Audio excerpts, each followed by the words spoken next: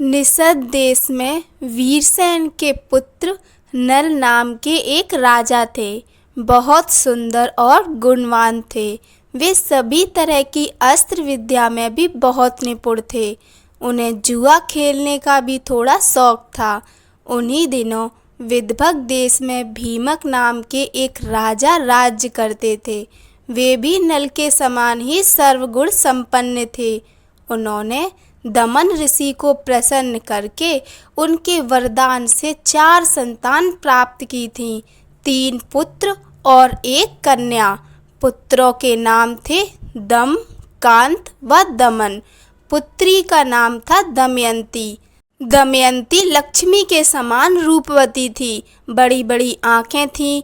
उस समय देवताओं और यक्षों में कोई भी कन्या इतनी रूपवती नहीं थी। उन दिनों कितने ही लोग उस देश में आते और राजा नल से दमयंती के गुणों का बखान करते। एक दिन राजा नल ने अपने महल के उद्यान में कुछ हंसों को देखा। उन्होंने एक हंस को पकड़ लिया। हंस ने कहा, आप मुझे छोड़ दीजिए तो हम लोग दमयंती के पास जाकर आपके गुणों का ऐसा वर्णन करेंगे कि वह आपको जरूर वर लेगी। वे सब हंस उड़कर राजकुमारी दमयंती के पास गए। दमयंती उन्हें देखकर बहुत खुश हुई। हंसों को पकड़ने के लिए दौड़ने लगी। दमयंती जिस हंस को पकड़कर दौड़ती वही हंस बोल उठता, रानी दमयंती, निषद देश का एक नल नाम का राजा है। वह राजा बहुत सुंदर है। मनुष्यों में उसके समान सुंदर और कोई नहीं है। वह मानो साक्षात कामदेव का स्वरूप है। यदि तुम उसकी पत्नी बन जाओ तो तुम्हारा जन्म और रूप दोनों सफल हो जाएं। वह अश्विनी कुमार के समान सुंदर है। मनुष्यों में उसके समान सुंदर और कोई नहीं है। जैसे तुम स्त्रियों में रत्न हो, वैसे ही नल पुरुषों को भूषण है। तुम दोनों की जोड़ी बहुत सुंदर है। दमयंती ने कहा, हंस, तुम नल से भी ऐसी ही बात कहना। हंस ने लौटकर राजा नल को उनका संदेश दिया। दमयंती हंस के मुंह से राजा नल की कीर्ति सुनकर उनसे प्रेम करने लगी। उसकी आसक्ति इतनी बढ़ गई कि वह रात दिन उनका ही ध्यान करती रहती। शरीर धूमिल और दुबला हो गया। वे कमजोर सी दिखने लगी। सहेलियों ने दमयंती के मन के भाव जानकर राजा से निवेदन किया कि आपकी पुत्री अस्वस्थ हो गई है। राजा ने बहुत विचार किया और अंत में इस निर्णय पर पहुंचा कि मेरी पुत्री विवाह योग्य हो गई है।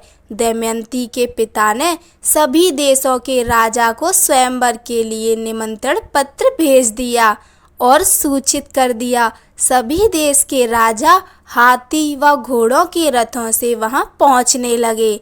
नारद और पर्वत से सभी देवताओं को भी दमयंती के स्वयंवर का समाचार मिल गया। इंद्र और सभी लोकपाल भी अपने वाहनों सहित रवाना हुए। राजा नल को भी संदेश मिला तो वे भी दमयंती से स्वयंवर के लिए वहां पहुंचे। नल के रूप को देखकर इंद्र ने रास्ते में अपने विमान को खड़ा कर दिया और नीचे उतरकर कहा कि राजा नल, आप बहुत सत्यव्रत हैं। आप हम लोगों के दूत बन जाइए।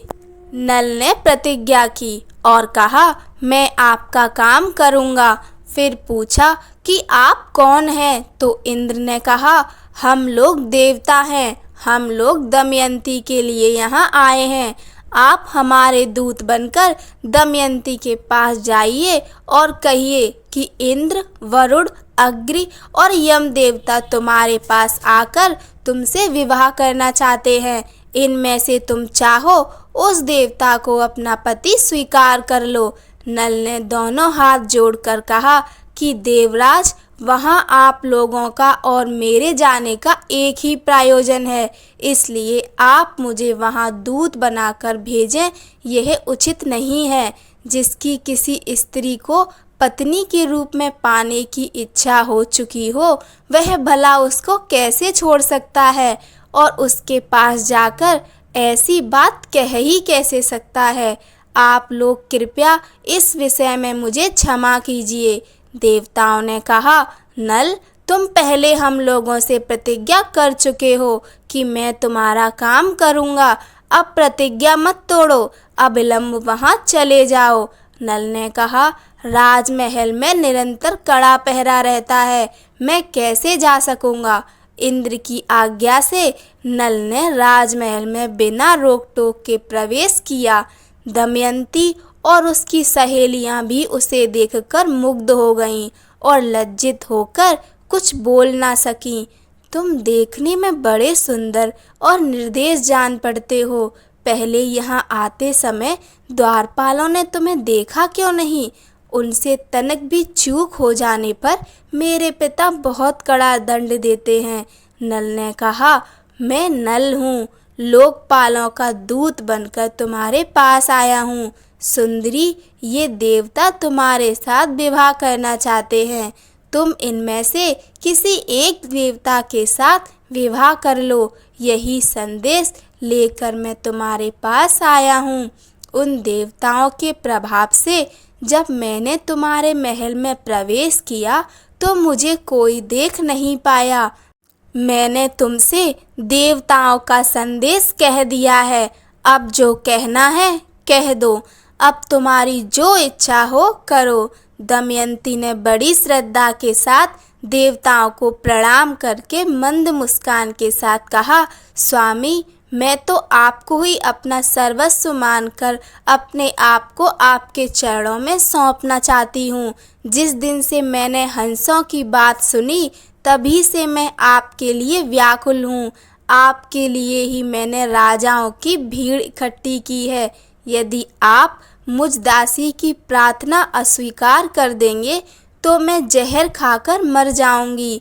राजा नल ने दमयंती से कहा, जब बड़े बड़े लोकपाल तुमसे शादी करना चाहते हैं, फिर तुम मुझ मनुष्य से क्यों शादी करना चाहती हो? मैं तो उन देवताओं के चरणों की धूल के बराबर भी नहीं हूँ। तुम अपना मन उन्हीं में लगाओ। देवताओं का अप्रिय करने पर इंसान की मृत्यु हो सकती है। तुम मेरी रक्षा करो और उनको वरण कर लो। नल की बात सुनकर दमयंती घबरा गई। उसकी आंखों में आंसू छलक आए। उस समय दमयंती का शरीर कांप रहा था, हाथ जुड़े हुए थे। उसने कहा, मैं आपको वचन देती हूँ कि मैं आपको ही पति के रूप में वरण करूँगी।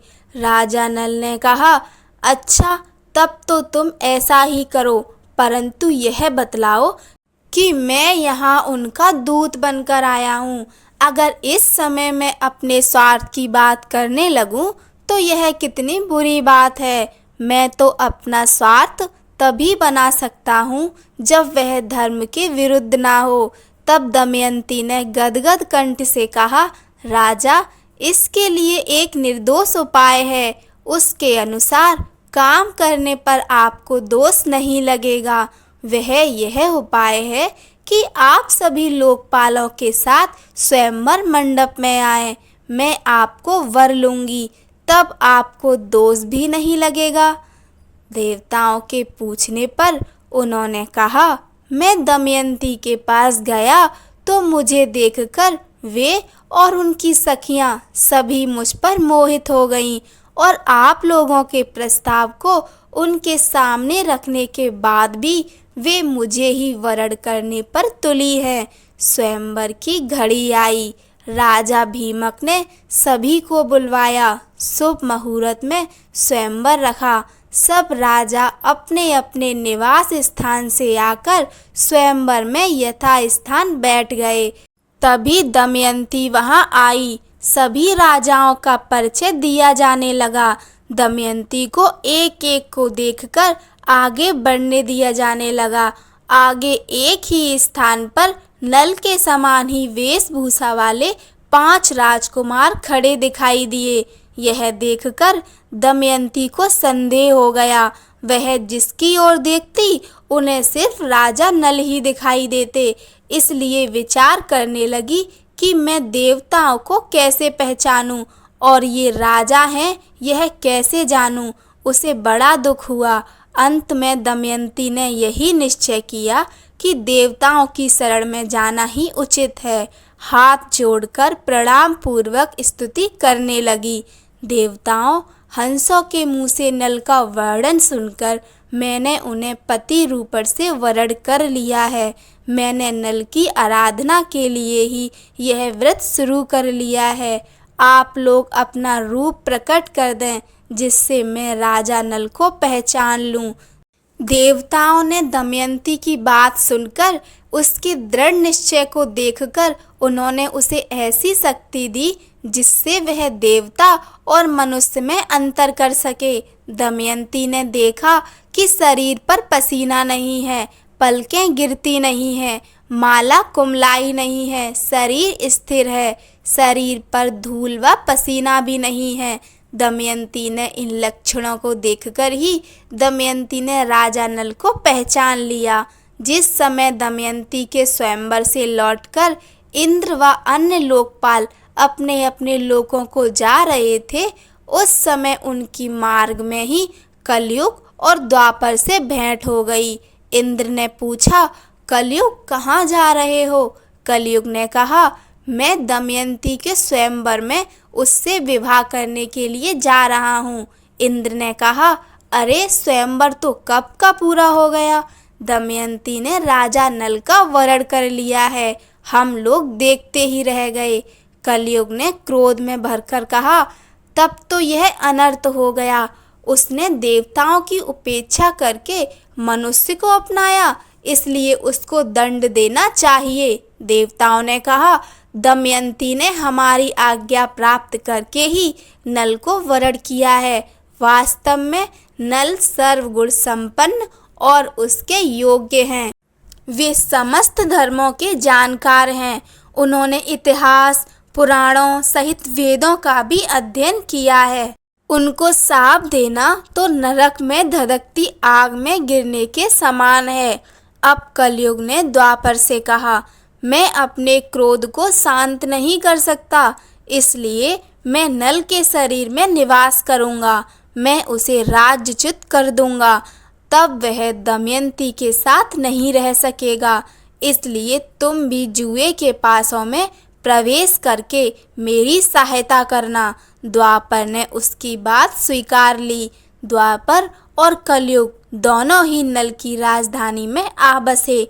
12 वर्ष तक वे इस बात की प्रतीक्षा में रहे कि नल में कोई दोष दिख जाए। एक दिन राजा नल संध्या के समय लघुशंका से निर्वत होकर पैर धोए बिना ही आचमन करके संध्या वंदन करने बैठ गए। यह अपवित्र अवस्था देखकर कलयुग उनके शरीर में प्रवेश कर गया। कलयुग दूसरा रूप धारण करके वह पुष्कर बनकर उसकी बात स्वीकार करके वह पुष्कर के पास गया और बोला, तुम नल के साथ जुआ खेलो, मेरी सहायता करो। जुए में जीतकर निषद राज का राज्य प्राप्त कर लो। पुष्कर उसकी बात स्वीकार करके नल के पास गया। द्वापर भी पासे का रूप धारण करके उसके साथ चला। जब पुष्कर ने राजा नल को जुआ खेलने का आग्रह किया, तब राजा नल दमयंती के सामने अपने भाई की बार बार की ललकार सह ना सके। उन्होंने पासे खेलने का निश्चय किया। उस समय नल के शरीर में कलयुग घुसा हुआ था, इसीलिए नल जो कुछ भी जुए में लगाते हार जाते। प्रजा और मंत्रियों ने राजा को रोकना चाहा, लेकिन जब वे नहीं माने तो मंत्रियों ने द्वारपाल को रानी दमयंती तक राजा को रोकने का संदेश पहुंचवाया। तब रानी नल को बोली, आपकी पूरी प्रजा आपके दुख के कारण अचेत हुई जा रही है। इतना कहकर दमयंती भी रोने लगी। लेकिन राजा नल कलयुग के प्रभाव में थे, इसीलिए जो पासे फेंकते वही उनके प्रतिकूल पड़ते। जब दमयंती ने यह सब देखा तो उसने धाय को बुलवाया और उसके द्वारा राजा नल के सारथी वासने को बुलवाया। उन्होंने उससे कहा, सारथी, तुम जानते हो कि महाराज बहुत संकट में हैं। अब यह बात तुमसे छिपी नहीं है। तुम रथ जोड़ लो और मेरे बच्चों को रथ में बैठाकर कुंड नगर ले जाओ। उसके बाद पुष्कर ने राजा नल का सारा धन ले लिया और बोला, तुम्हारे पास दांव पर लगाने के लिए और कुछ है या नहीं? यदि तुम दमयंती को दांव पर लगाने के लायक समझो तो उसे लगा दो। एक दिन राजा नल ने देखा कि बहुत से पक्षी उनके पास ही बैठे हैं। उनके पंख सोने के समान दमक रहे हैं।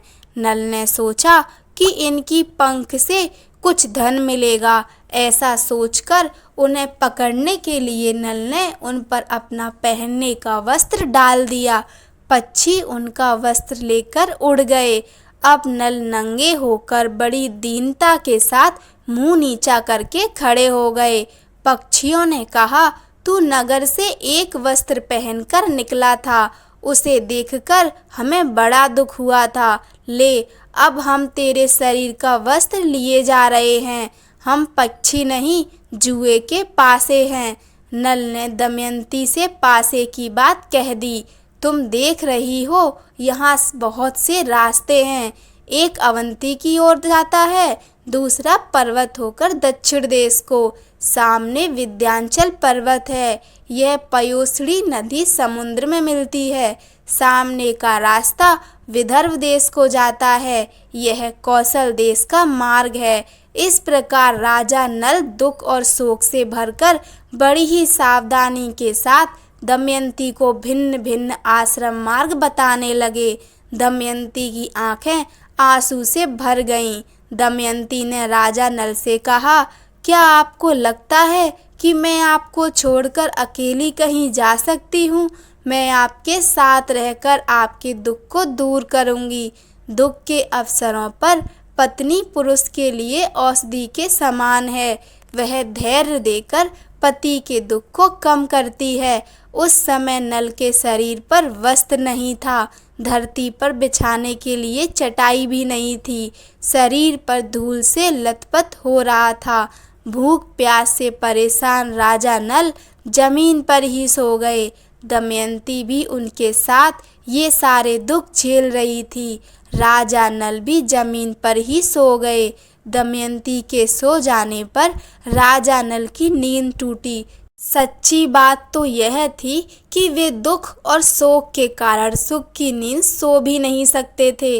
वे सोचने लगे कि दमयंती मुझसे बड़ा प्रेम करती है। प्रेम के कारण ही उसे इतना दुख झेलना पड़ेगा। यदि मैं इसे छोड़कर चला जाऊं तो संभव है कि इसे सुख भी मिल जाए। अंत में राजा नल ने यही निश्चय किया कि इसे सुख भी मिल जाए। दमयंती सच्ची पतिव्रता है। इसके सतीत्व को कोई भंग नहीं कर सकता। इस प्रकार त्यागने का निश्चय करके और सतीत्व की ओर से निश्चिंत होकर राजा नल ने यह विचार किया कि मैं नंगा हूँ और दमयंती के शरीर पर भी केवल एक वस्त्र है। फिर भी इसके वस्त्रों में से आधा फाड़ लेना ही श्रेयस्कर है। लेकिन फाड़ूं कैसे? शायद यह जाग जाए। राजा नल ने यह सोचकर दमयंती को धीरे से उठाकर उसके शरीर का आधा वस्त्र फाड़कर शरीर ढक लिया। दमयंती नींद में थी। राजा नल उसे छोड़कर निकल पड़े। थोड़ी देर बाद वे शांत हुए और वे फिर धर्मशाला लौट आए। थोड़ी देर बाद जब राजा नल का हृदय शांत हुआ तब वे फिर धर्मशाला में इधर उधर घूमने लगे और सोचने लगे कि अब तक दमयंती पर्दे में रहती थी, इसे कोई छू भी नहीं सकता था। आज यह अनाथ के समान आधा वस्त्र पहने धूल में सो रही है। यह मेरे बिना दुखी होकर वन में कैसे रहेगी? मैं तुम्हें छोड़कर जा रहा हूँ। सभी देवता तुम्हारी रक्षा करें। उस समय राजा नल का दिल दुख के मारे टुकड़े टुकड़े हुआ जा रहा था। शरीर में कलयुग का प्रवेश होने के कारण उनकी बुद्धि नष्ट हो गई थी। इसीलिए वे अपनी पत्नी को वन में अकेली छोड़कर वहां से चले गए।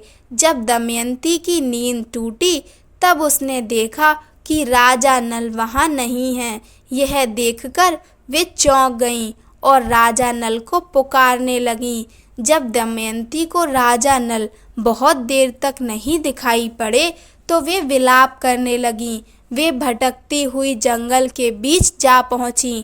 वहाँ अजगर दमयंती को निगलने लगा। दमयंती मदद के लिए चिल्लाने लगी तो एक व्याध के कान में आवाज़ पड़ी। वह उधर ही घूम रहा था।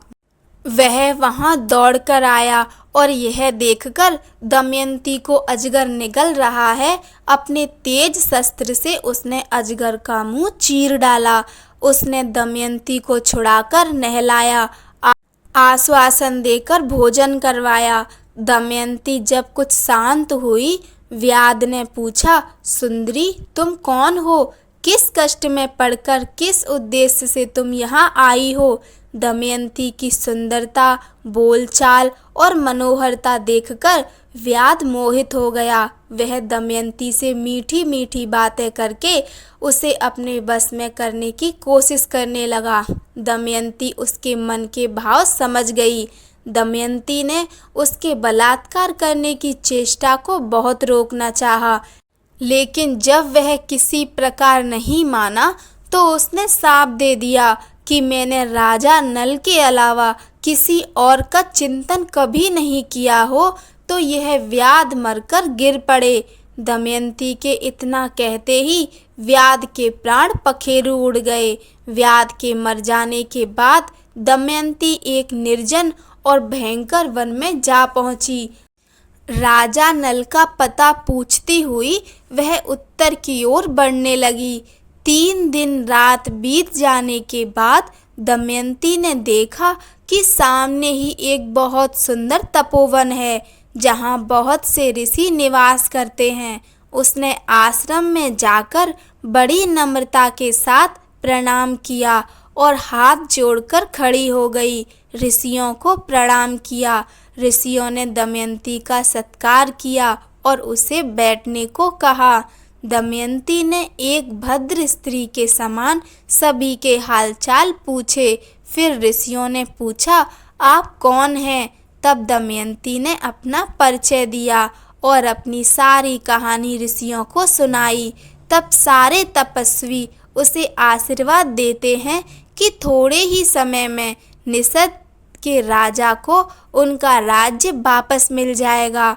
उसके शत्रु भयभीत होंगे, व मित्र प्रसन्न होंगे और कुटुंबी आनंदित होंगे। इतना कहकर सभी ऋषि अंतर्ध्यान हो गए। दमयंती रोती हुई एक अशोक के वृक्ष के पास पहुंचकर बोली, तू मेरा शोक मिटा दे, शोक रहित अशोक, तू मेरा शोक मिटा दे, नाम को सार्थक कर। दमयंती ने अशोक की परिक्रमा की और वह आगे बढ़ी। उसके बाद आगे बढ़ी तो बहुत दूर निकल गई। वहाँ उसने देखा कि हाथी, घोड़ों और रथों के साथ व्यापारियों का एक झुंड आगे बढ़ रहा है। व्यापारियों के प्रधान से बातचीत करके दमयंती को जब यह पता चला कि वे सभी चेदी देश जा रहे हैं तो वह भी उनके साथ हो गई। कई दिनों तक चलने के बाद वे व्यापारी एक भयंकर वन में पहुँचे। वहाँ एक बहुत सुंदर सरोवर था। लंबी यात्रा के कारण वे लोग थक चुके थे, इसलिए उन लोगों ने वहीं पड़ाव डाल दिया। रात के समय जंगली हाथियों का झुंड आया। आवाज़ सुनकर दमयंती की नींद टूट गई। वह इस मांसाहार के दृश्य को देखकर समझ नहीं पा रही थी कि वह क्या करे।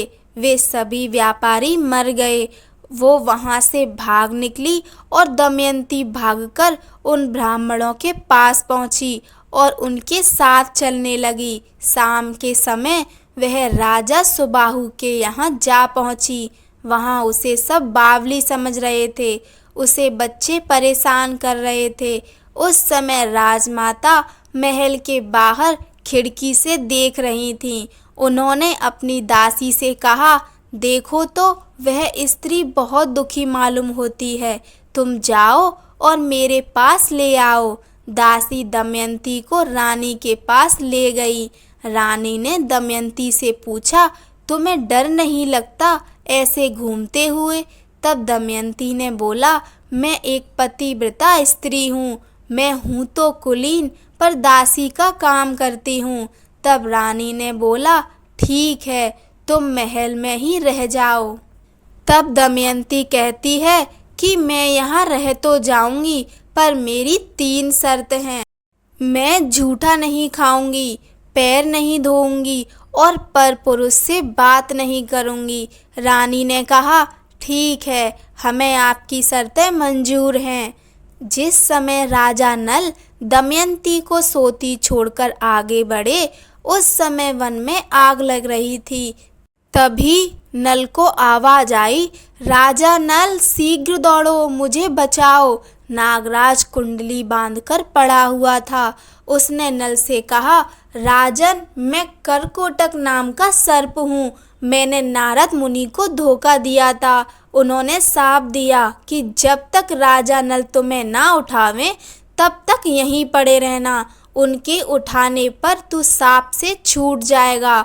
उनके शाप के कारण मैं यहाँ से एक भी कदम आगे नहीं बढ़ सकता। तुम इस शाप से मेरी रक्षा करो। मैं तुम्हें हित की बात बताऊंगा और तुम्हारा मित्र बन जाऊंगा। मेरे भार से डरो मत, मैं अभी हल्का हो जाता हूँ। वह अंगूठे के बराबर हो गया। नल उसे उठाकर दावानल से बाहर ले आए। कारकोटक ने कहा, तुम अभी मुझे जमीन पर मत डालो।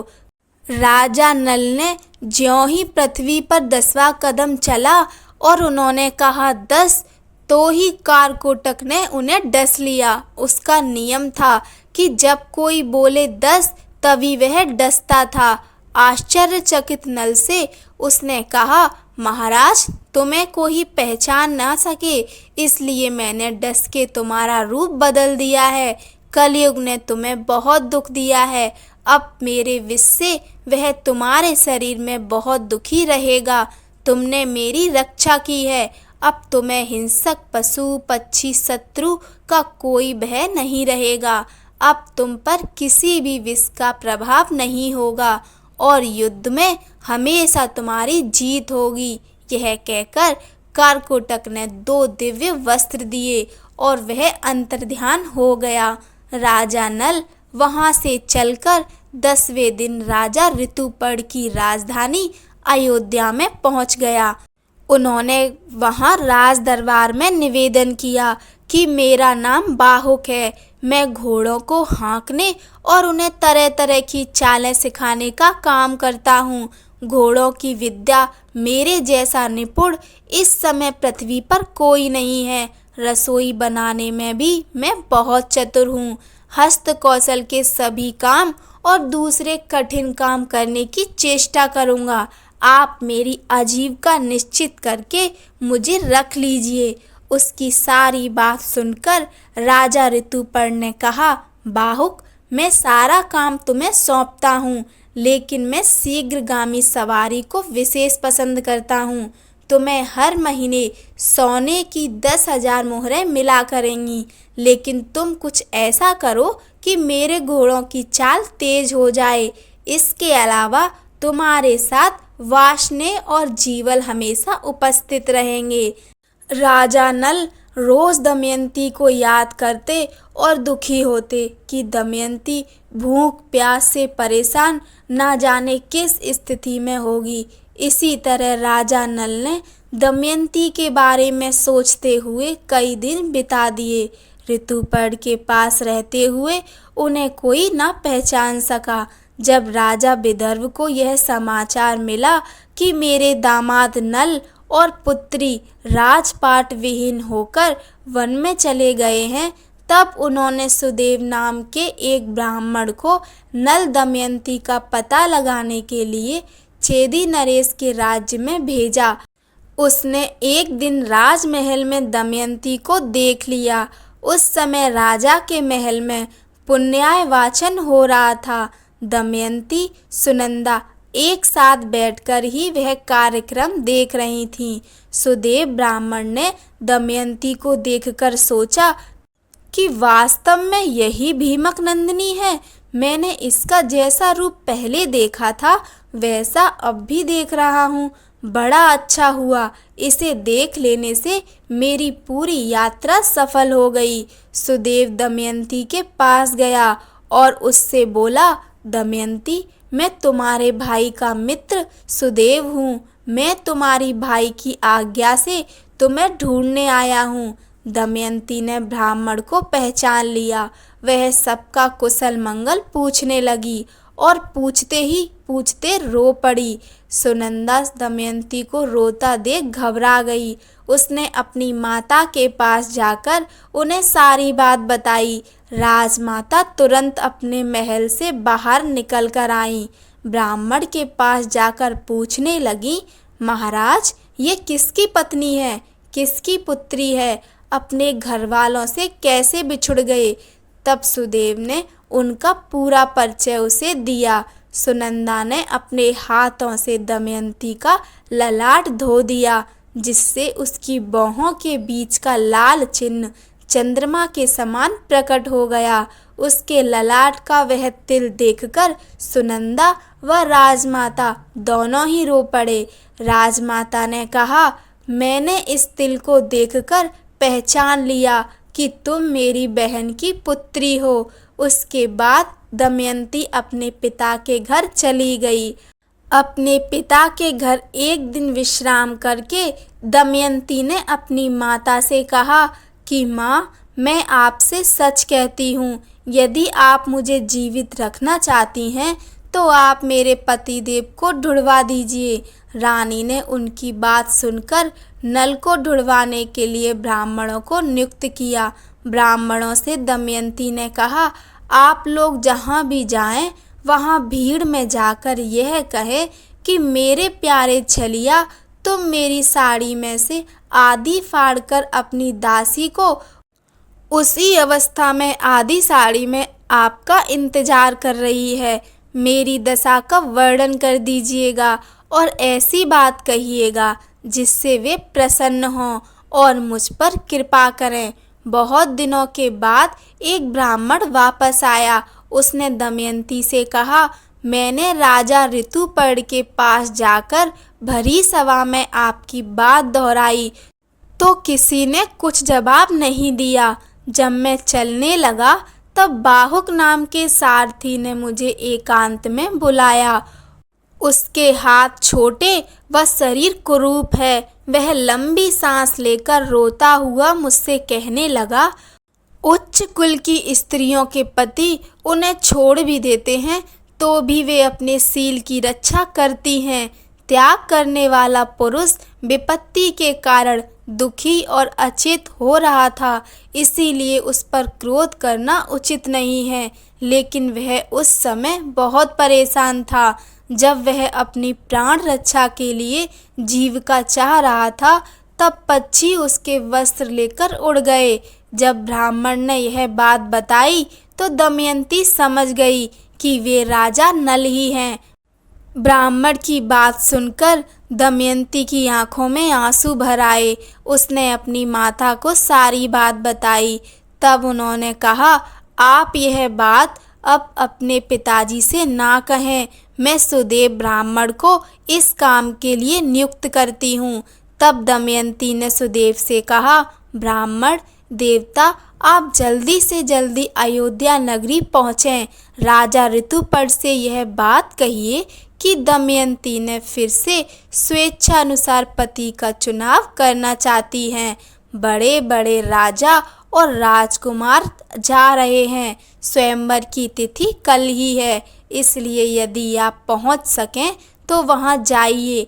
नल के जीने अथवा मरने का किसी को पता नहीं है, इसीलिए वह कल वे सूर्योदय पूर्व ही पति वरण करेंगी। दमयंती की बात सुनकर सुदेव अयोध्या गए और उन्होंने राजा ऋतुपर्ण से सब बातें कह दी। सुदेव की बातें सुनकर बाहुक को बुलाया और कहा, बाहुक, कल दमयंती का स्वयंवर है और हमें जल्दी से जल्दी वहाँ पहुँचना है। यदि तुम मुझे जल्दी वहाँ पहुँच जाना संभव समझो तभी मैं वहाँ जाऊँगा। ऋतुपर्ण की बात सुनकर नल का कलेजा फटने लगा। सोचा कि दमयंती ने दुखी और अचेत होकर ही ऐसा किया होगा। संभव है वह ऐसा करना चाहती हो। नल ने शीघ्रगामी रथ में 4 श्रेष्ठ घोड़े जोत लिए। राजा ऋतुपर्ण रथ पर सवार हो गए। रास्ते में ऋतुपर्ण ने उस पासे पर वशीकरण की विद्या सिखाई, क्योंकि उसे घोड़ों की विद्या सीखने का लालच था। जिस समय राजा नल ने यह विद्या सीखी उसी समय कलयुग राजा नल के शरीर से बाहर आ गया। कलयुग ने नल का पीछा छोड़ दिया था, लेकिन अभी उनका रूप नहीं बदला था। उन्होंने अपने रथ को जोर से हाँका और शाम होते होते वे विदर्भ देश में पहुँचे। राजा भीमक के पास समाचार भेजा गया। उन्होंने ऋतुपर्ण को अपने यहाँ बुला लिया। ऋतुपर्ण के रथ की गूंज से दिशाएं गूंज उठीं। दमयंती रथ की घरघराहट से समझ गई कि जरूर इसको हाँकने वाले मेरे पतिदेव हैं। यदि आज वे मेरे पास नहीं आएंगे तो मैं आग में कूद जाऊंगी। उसके बाद अयोध्या नरेश ऋतुपर्ण जब राजा भीमक के दरबार में पहुँचे तो उनका बहुत आदर सत्कार हुआ। भीमक को इस बात का बिल्कुल पता नहीं था कि वे स्वयंवर का निमंत्रण पाकर यहाँ आए हैं। जब ऋतुपर्ण ने स्वयंवर की कोई तैयारी नहीं देखी तो उन्होंने स्वयंवर की बात दबा दी और कहा, मैं तो सिर्फ आपको प्रणाम करने चला आया। भीमक सोचने लगे कि 100 योजन से अधिक दूर कोई प्रणाम कहने तो नहीं आ सकता, लेकिन वे यह सोचकर भीमक सत्कार में लग गए। बाहुक वार्ष्णेय के साथ अश्वशाला में ठहरकर घोड़ों की सेवा में लग गया। दमयंती आकुल हो गई कि रथ की ध्वनि तो सुनाई दे रही है, पर कहीं भी मेरे पति के दर्शन नहीं हो रहे। हो ना हो वार्ष्णेय ने उनसे रथ विद्या सीख ली होगी। तब उसने अपनी दासी से कहा, हे दासी, तू जा और इस बात का पता लगा कि यह कुरूप पुरुष कौन है। संभव है कि यही हमारे पतिदेव हों। मैंने ब्राह्मणों द्वारा जो संदेश भेजा था वही उसे बतलाना और उसका उत्तर मुझसे कहना। तब दासी ने बाहुक से जाकर पूछा, राजा नल कहाँ हैं? क्या तुम उन्हें जानते हो या तुम्हारा सारथी वार्ष्णेय जानता है? बाहुक ने कहा, मुझे उसके संबंध में कुछ भी मालूम नहीं है। सिर्फ इतना ही पता है कि इस समय नल का रूप बदल गया है। वे छिपकर रहते हैं। उन्हें या स्वयं वे ही पहचान सकते हैं या उनकी पत्नी दमयंती, क्योंकि वे अपने गुप्त चिन्हों को दूसरों के सामने प्रकट नहीं करना चाहते हैं। तब दमयंती की आशंका और बढ़ गई और दृढ़ होने लगी कि यही राजा नल हैं। उसने दासी से कहा, तुम फिर बाहुक के पास जाओ और उसके पास बिना कुछ बोले खड़ी रहो। उसकी चेष्टाओं पर ध्यान दो। अब आग मांगे तो मत देना, जल मांगे तो देर कर देना। उसका एक एक चरित्र मुझे आकर बताओ। फिर वह मनुष्यों और देवताओं से उसमें बहुत से चरित्र देखकर वह दमयंती के पास आई और बोली, बाहुक ने हर तरह से अग्नि, जल व थल पर विजय प्राप्त कर ली है। मैंने आज तक ऐसा पुरुष नहीं देखा। तब दमयंती को विश्वास हो जाता है कि वह बाहुक ही राजा नल हैं। अब दमयंती ने सारी बात अपनी माता को बताकर कहा कि अब मैं स्वयं उस बाहुक की परीक्षा लेना चाहती हूँ, इसलिए आप बाहुक को मेरे महल में आने की आज्ञा दीजिए। आपकी इच्छा हो तो पिताजी को बता दीजिए। रानी ने अपने पति भीमक से अनुमति ली और बाहुक को रानीवास बुलवाने की आज्ञा दी। दमयंती ने बाहुक के सामने फिर सारी बात दोहराई। तब दमयंती की आंखों से आंसू टपकते देखकर नल से रहा नहीं गया। नल ने कहा, मैंने तुम्हें जानबूझकर नहीं छोड़ा, ना ही जुआ खेला, यह सब कलयुग की करतूत है। दमयंती ने कहा कि मैं आपके चरणों को स्पर्श करके कहती हूँ कि मैंने कभी मन से पर पुरुष का चिंतन किया हो तो मेरे प्राणों का नाश हो जाए। ऐसा अद्भुत दृश्य देखकर राजा नल ने अपना संदेह छोड़ दिया और कारकोटक नाग के दिए वस्त्र को अपने ऊपर ओढ़कर उसका स्मरण करके वे फिर असली रूप में आ गए। दोनों ने सबका आशीर्वाद लिया। दमयंती के मायके से उन्हें खूब धन देकर विदा किया गया। उसके बाद नल व दमयंती अपने राज्य में पहुँचे। राजा नल ने पुष्कर से फिर जुआ खेलने को कहा तो वह खुशी खुशी तैयार हो गया और नल ने जुए की हर बाजी को जीत लिया। इस तरह नल व दमयंती को फिर से अपना राज्य व धन प्राप्त हो गया। कहानी अच्छी लगी हो तो लाइक कीजिए, चैनल को सब्सक्राइब कीजिए। धन्यवाद। जय श्री राम।